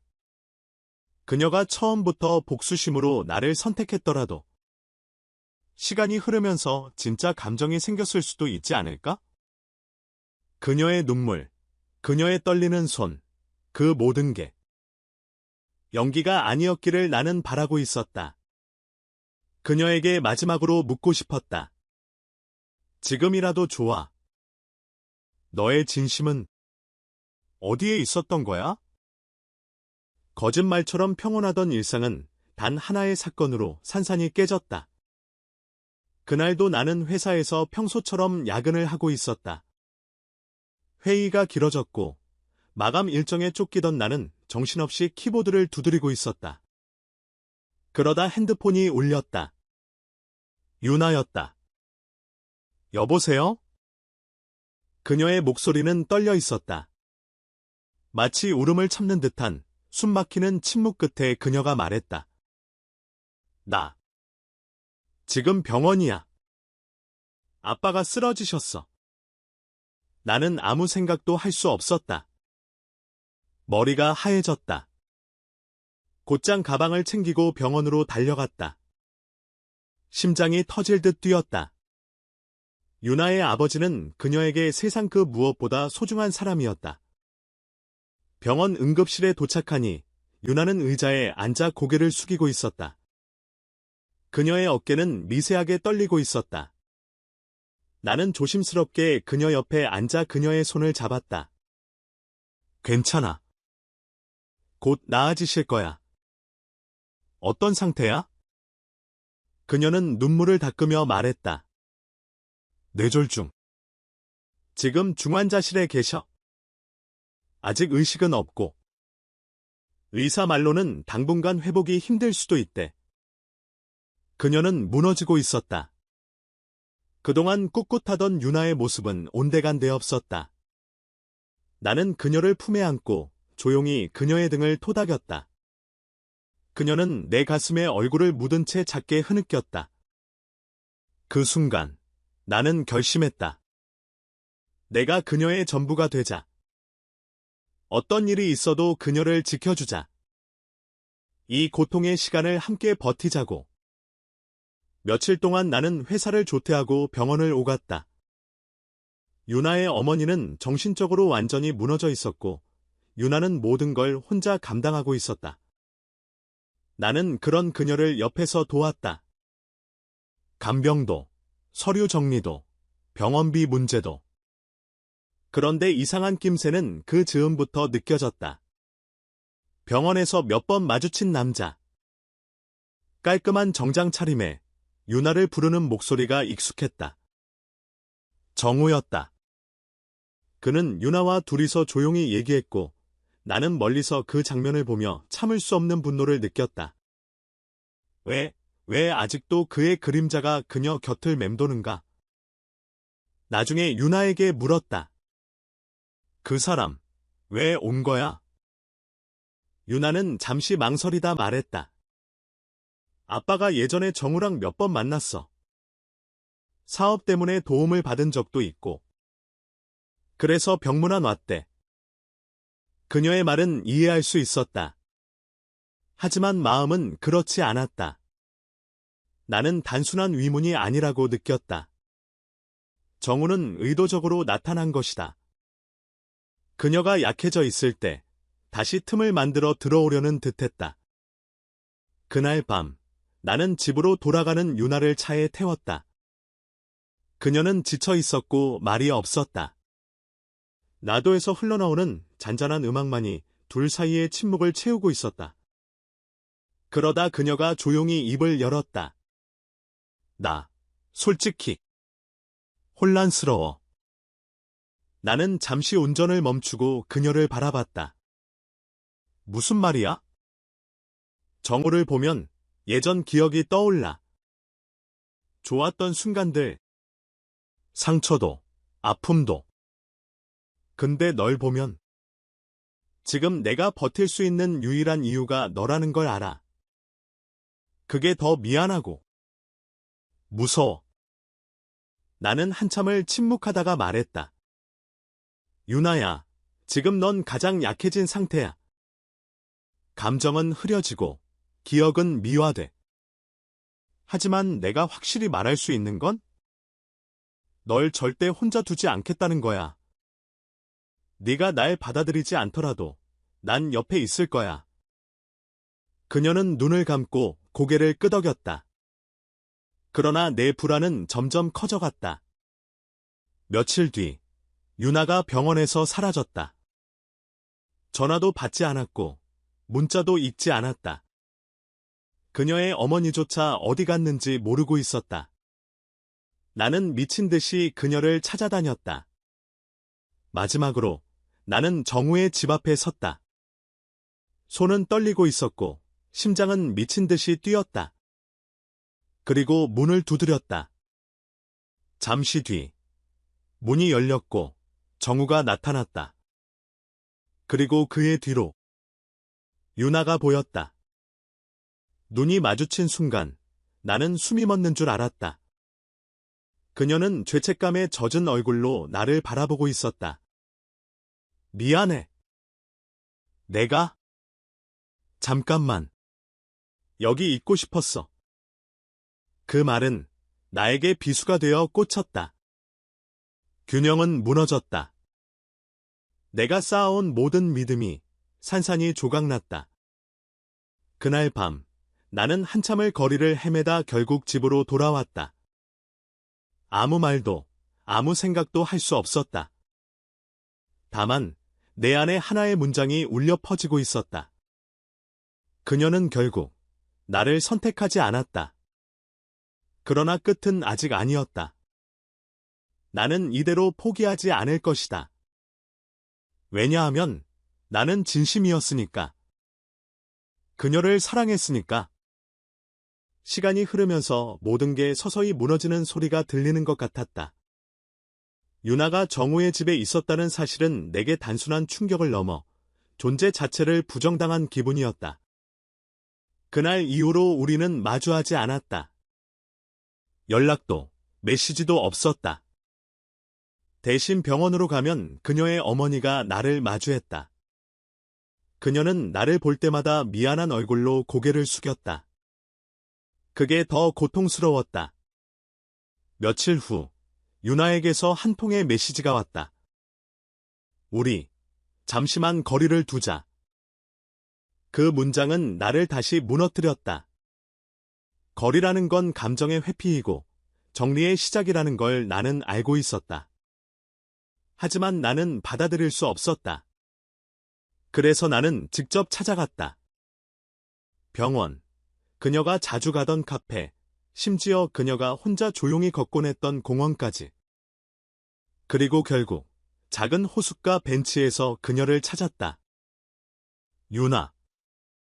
그녀는 고개를 들었고 눈가에는 피로와 슬픔이 짙게 깔려 있었다. 나는 그녀 옆에 앉으며 말을 꺼냈다. 말 없이 사라지지 마. 나한텐 넌 그냥 떠날 수 없는 사람이야. 그녀는 잠시 입을 다물고 있다가 천천히 말했다. 나도 날 모르겠어. 널 보면 너무 미안하고 정우를 보면 아직 덜 끝난 감정이 있다는 걸 알아. 나 자신이 너무 지쳐. 이 모든 상황에서 도망치고 싶어. 나는 고개를 끄덕였다. 그녀의 혼란을 이해하고 싶었다. 그녀는 지금 아버지를 잃을지도 모르는 공포 속에서 자신의 감정조차 분별하지 못한 채 흔들리고 있었다. 그럼 도망치자. 함께. 어딘가로 떠나서 잠시 이 모든 걸 잊자. 널 지켜보고만 있을 수는 없어. 같이 가자. 그녀는 내 손을 바라봤다. 그리고 아주 미세하게 고개를 끄덕였다. 그렇게 우리는 일상을 잠시 멈추기로 했다. 강원도의 작은 펜션. 바다 근처 조용한 마을. 인터넷도 잘 안 되고 TV도 고장나 있었지만 이상하게 그 고요함이 우리를 편안하게 했다. 그곳에서 유나는 조금씩 안정을 찾아갔다. 아침마다 산책을 하고 밤에는 벽난로 앞에서 말없이 차를 마셨다. 그 침묵은 고통스러운 것이 아니라 서로의 존재를 확인하는 시간이었다. 그녀는 어느 날 밤 조용히 내 어깨에 기대어 속삭였다. 여기선 마음이 편해. 네가 있어서 그런가 봐. 그 순간 나는 다시 희망을 가졌다. 그녀가 다시 나를 보고 있다는 확신이 생겼다. 그러나 행복은 오래가지 않았다. 서울로 돌아오던 날, 그녀의 표정은 무거웠다. 차 안에서 한참을 말없이 있다가 그녀가 조용히 말했다. 이젠 다시 현실로 돌아가야겠지. 나, 정우랑도, 너랑도 잠시 떨어져 있어야 할 것 같아. 그녀의 말에 나는 핸들을 꽉 쥐었다. 차가 멈춘 신호에서 나는 조심스레 물었다. 그게 무슨 뜻이야? 그 누구도 선택할 수 없어. 지금은. 그게 더 정직한 거니까. 그녀는 차에서 내렸다. 그리고 뒤도 돌아보지 않고 걸어갔다. 나는 그 자리에서 움직이지 못한 채 수많은 생각이 머릿속을 뒤엎었다. 그녀는 나를 두고 떠난 게 아니다. 선택을 유예한 것이다. 하지만 그것은 나에겐 또 다른 고통이었다. 정우의 존재가 여전히 그녀의 마음속에 남아있다는 사실. 그리고 그 감정이 단순한 과거가 아니라는 사실. 며칠 뒤, 나는 우연히 정우와 마주쳤다. 병원 근처였다. 그는 나를 보고 웃지도 않고 말했다. 유나는 착한 여자야. 그래서 죄책감이 크지? 내가 그걸 이용한 건 아닐까? 나도 고민했어. 하지만 너는 너무 순수해서 이 게임을 감당하지 못해. 나는 그의 말을 이해할 수 없었다. 무슨 게임? 이건 감정이었다. 사랑이었다. 그러나 그는 그것을 냉정하게 말하며 돌아섰다. 그때 깨달았다. 이 사랑은 단순한 삼각관계가 아니었다. 이것은 누구의 마음이 더 무너질 수 있는지를 시험하는 싸움이었다. 그리고 나는 준비되지 않은 상대였다. 하지만 그게 뭐라고? 나는 여전히 그녀를 사랑했고 그녀가 돌아올 자리를 지키고 싶었다. 그래서 나는 다시 시작하기로 했다. 그녀가 흔들리지 않도록 내가 더욱 단단해지기로 결심했다. 다만 마음 한구석엔 계속 맴돌았다. 그녀는 정말로 돌아올까? 이 질문이 나를 지켜내는 유일한 희망이자 고문이었다. 유나가 떠난 이후 시간은 전보다 천천히 흐르는 것 같았다. 나는 일상으로 돌아가려 했지만 모든 것이 유나로 물들어 있었다. 그녀와 함께 갔던 카페, 걸었던 거리, 심지어 침묵조차 그녀의 그림자를 담고 있었다. 그녀가 떠난 자리를 지우려는 시도는 그 자리를 더 선명하게 만들 뿐이었다. 그날 밤, 나는 술에 취한 채로 혼잣말을 내뱉었다. 도대체 왜 나였던 걸까? 처음부터 나였던 이유가 진짜 나였을까? 그러다 문득 정우의 말이 떠올랐다. 이건 게임이야. 누가 끝까지 남아있을 수 있느냐의 싸움. 그 말은 점점 내 안에서 현실이 되어갔다. 나는 그제서야 이 모든 상황에 감춰진 퍼즐 조각들을 맞춰가기 시작했다. 우선 나는 유나의 아버지 병원 기록을 다시 확인했다. 내가 일했던 병원의 시스템을 통해 간호사 한 명의 도움으로 데이터를 열람할 수 있었다. 그리고 거기엔 이상한 점이 있었다. 마지막 수술 당시 정우가 담당한 시술 기록의 한 줄, 내가 놓쳤던 내용이 있었다. 지연된 마취 적용 환자 반응 불명화. 이건 말이 되지 않았다. 유나의 아버지는 일반적인 마취 반응을 보였던 환자였다. 그런데 지연된 마취? 그건 환자의 고통을 동반하는 위험한 방법이었다. 나는 정우를 의심하기 시작했다. 혹시 이 모든 건 계획된 것일까? 내가 수집한 자료를 들고 나는 병원 근처 작은 고깃집에서 정우를 불러냈다. 그는 아무렇지 않은 얼굴로 앉았고 술을 따라 마시며 말했다. 이제 나랑 싸울 준비가 됐나 보네. 나는 조용히 말했다. 왜 그랬어? 유나 아버지한테. 마취 일부러 지연시킨 거야? 그는 잠시 술잔을 바라보다가 피식 웃으며 말했다. 그래. 일부러 그랬어. 그래야 유나가 나를 원망하지 않지. 그녀는 아버지를 잃은 슬픔과 죄책감으로 나를 떠날 수 없게 될 거니까.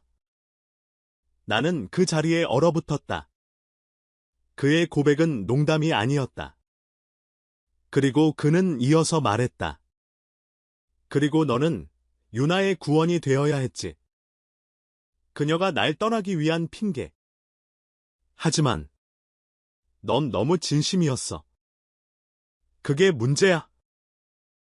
나는 주먹을 꽉 쥐었다. 분노가 치밀었지만 주먹으로는 그를 바꿀 수 없다는 걸 알았다. 나는 이 진실을 유나에게 전해야 했다. 그녀가 다시 스스로 판단할 수 있도록. 며칠 후 나는 유나와 다시 연락이 닿았다. 그녀는 조용한 찻집에서 날 기다리고 있었다. 얼굴은 전보다 많이 수척해 있었지만 눈빛만큼은 분명했다. 나는 테이블 위에 서류 봉투를 올려두었다. 이건 정우가 했던 일의 증거야. 내 아버지, 일부러 위험에 처하게 한 거야. 유나는 떨리는 손으로 봉투를 열었고 하나하나 자료를 읽기 시작했다. 그 순간 그녀의 눈동자에서 눈물이 뚝뚝 떨어졌다. 이게 진짜야? 정우가 아빠를. 나는 조용히 고개를 끄덕였다. 그래. 이건 감정의 싸움이 아니야. 너 자신을 지켜야 해. 그녀는 잠시 입을 다물고 있다가 눈물을 닦고 말했다. 나 끝내야겠어. 이 모든 걸. 그날 이후 유나는 다시 병원으로 돌아갔다. 그리고 정우와 마주했다. 나는 직접 그 자리에 있진 않았지만 그녀가 돌아온 후 들려준 이야기는 나를 더욱 단단하게 만들었다. 정우는 그녀를 보며 여유롭게 웃었다고 했다. 결국 너도 날 이해했겠지. 이건 다 널 위한 일이었어. 그러자 유나는 그의 뺨을 세게 내리쳤고 조용히 말했다고 한다. 널 이해하긴 해, 하지만 용서할 수 없어. 넌 끝났어, 정우. 정우는 그 말을 듣고 비웃었지만 병원에서 그의 입지는 급속히 줄어들기 시작했다. 내부 조사가 시작되었고 익명의 제보와 증거로 인해 그는 징계를 피할 수 없었다. 그리고 유나는 다시 내 곁으로 돌아왔다. 하지만 예전과 같은 방식은 아니었다. 나 아직 많이 흔들려. 하지만 너를 믿어보고 싶어. 이번엔 진짜로. 나는 그녀의 손을 잡고 조용히 대답했다. 나도 지켜볼게. 네가 나를 필요로 하지 않아도 난 여기 있을게. 그 순간 우리는 처음처럼 눈을 마주했다. 진실을 직시한 후의 눈빛은 과거보다 더 단단하고 깊었다. 그러나 나는 알고 있었다. 이 싸움은 끝난 게 아니었다. 이제야 진짜 시작이라는 걸. 정우의 몰락은 생각보다 빨랐다. 병원 내부의 조사가 시작되자 그동안 그가 저질렀던 수많은 비리와 환자에 대한 무책임한 처치들이 서서히 수면 위로 드러났다. 마취 사고는 단지 시작일 뿐이었다. 불필요한 수술, 조작된 진료 기록, 그리고 의도적인 오진까지 그의 손은 상상 이상으로 더럽혀져 있었다. 나는 유나와 함께 병원의 변호사에게 자료를 넘겼다. 그녀는 떨리는 손으로 서명을 했지만 눈빛만큼은 단호했다. 이제는 끝내야 해. 나도. 그리고 아빠도. 그녀는 더 이상 피해자가 아니었다. 며칠 후 정우는 병원 내 윤리위원회에 소환되었고 그의 면허는 일시정지 처분을 받았다. 그는 아직 모든 혐의를 부인하고 있었지만 사람들은 이미 그를 신뢰하지 않았다. 그의 뻔뻔한 표정은 마치 아직도 자신이 승자라고 믿고 있는 듯했다. 너희 둘이 날 이겼다고 생각하지 마. 그는 나와 유나를 마주한 자리에서 그렇게 말했다. 진짜 싸움은 지금부터야. 나는 그 말에 전혀 흔들리지 않았다. 나에겐 더 이상 증명할 것도 증오할 필요도 없었다. 하지만 유나는 그 말을 듣고 조용히 말했다. 맞아. 진짜 싸움은 지금부터야. 근데 그건 너와의 싸움이 아니라 내 과거와의 싸움이야. 넌 이미 끝났어, 정우. 정우는 씁쓸한 미소를 짓고 자리에서 일어났다. 그렇게 그는 우리 앞에서 사라졌다. 그러나 나와 유나는 안다. 그런 인간은 쉽게 사라지지 않는다는 걸. 그날 밤, 유나는 내 집에서 조용히 와인을 따랐다. 그녀의 손은 여전히 미세하게 떨리고 있었다. 나는 조심스럽게 그녀의 손을 감쌌다. 괜찮아. 이제는 정말 끝났어. 정말 그럴까? 그녀는 낮게 중얼였다. 나, 사실 아직도 헷갈려. 정우를 완전히 몰아낸다고 해서 내가 자유로워질 수 있을까? 나는 그녀를 바라보며 대답했다. 자유는 결과가 아니라 과정이야. 네가 조금씩 걸어가는 그 길, 그게 바로 자유로 가는 길이야. 그녀는 내 말에 조용히 고개를 끄덕였다. 우리는 함께 거실에 앉아 말없이 음악을 들었다.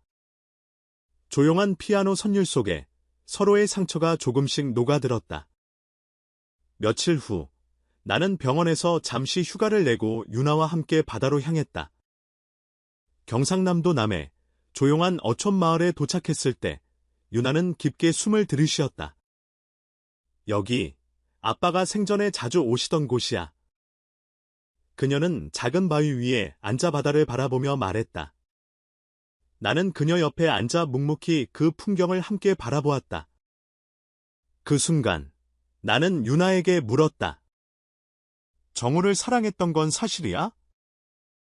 그녀는 잠시 침묵하다가 조용히 입을 열었다. 처음엔 아니었어.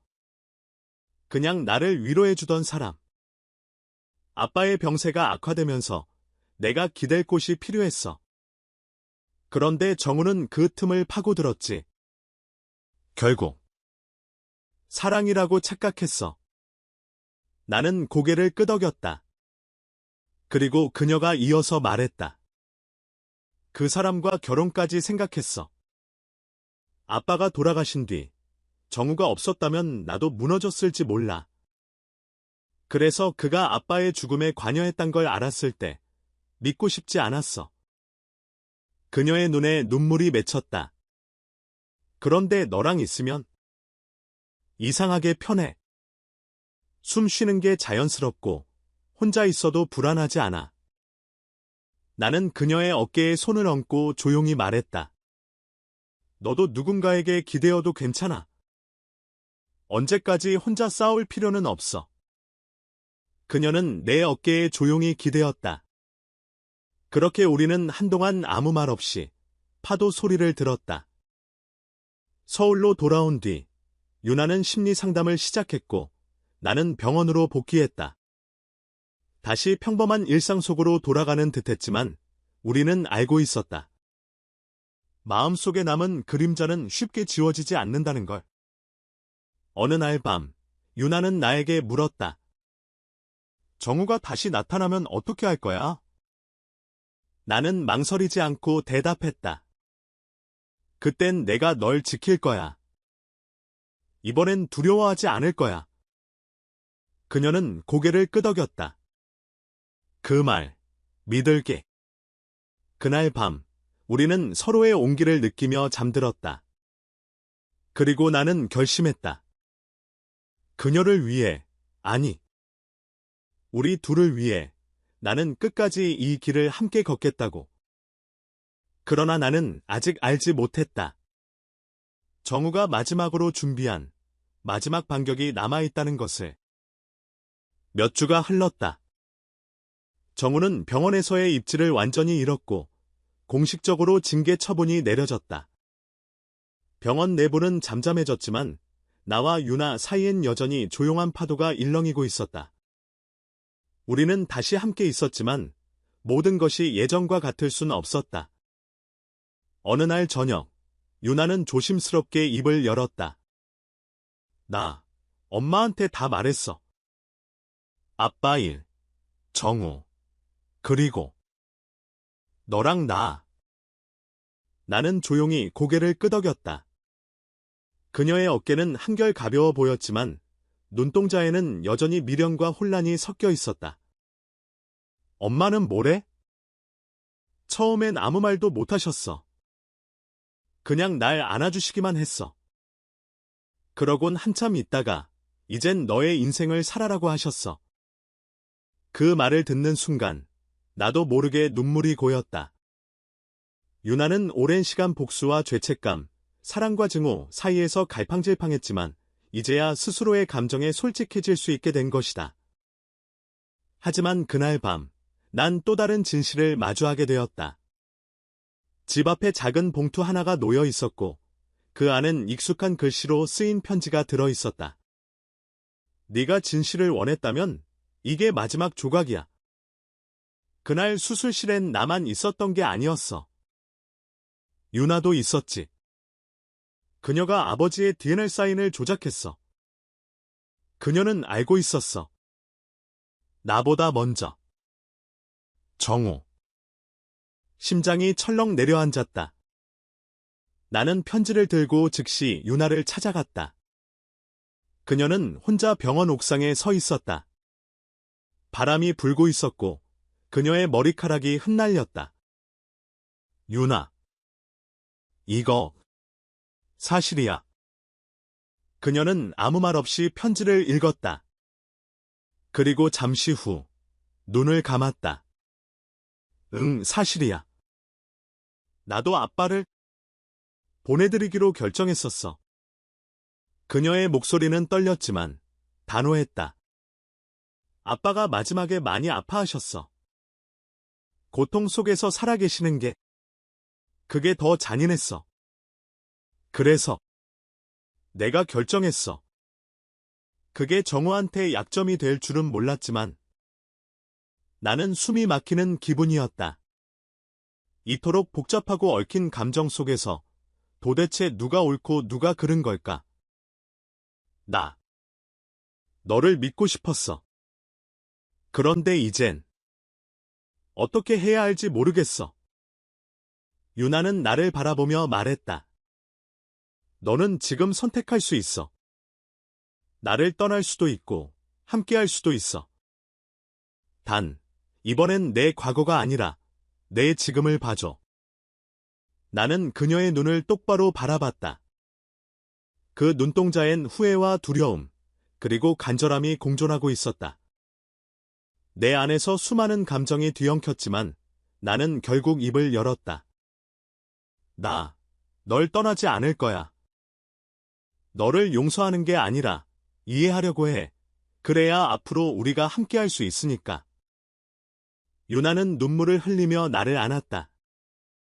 우리의 상처는 깊었지만 그 상처마저도 우리를 하나로 묶는 실이 될 수 있음을 믿고 싶었다. 그렇게 우리는 서로의 진실을 마주하고 다시 한 걸음씩 나아가기로 했다.